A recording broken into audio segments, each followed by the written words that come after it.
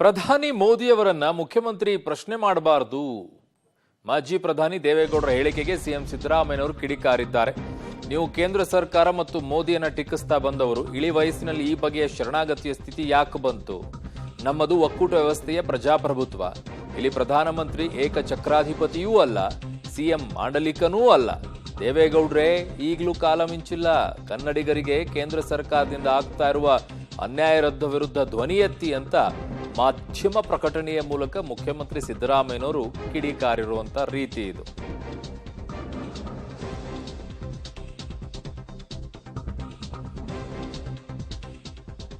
ನಿನ್ನೆ ದೇವೇಗೌಡರು ಮೈಸೂರಿನಲ್ಲಿ ಪ್ರಧಾನಮಂತ್ರಿಗಳು ಬಂದಂತ ಸಂದರ್ಭದಲ್ಲಿ ಅವರು ಮಾತನಾಡಿದ್ರು.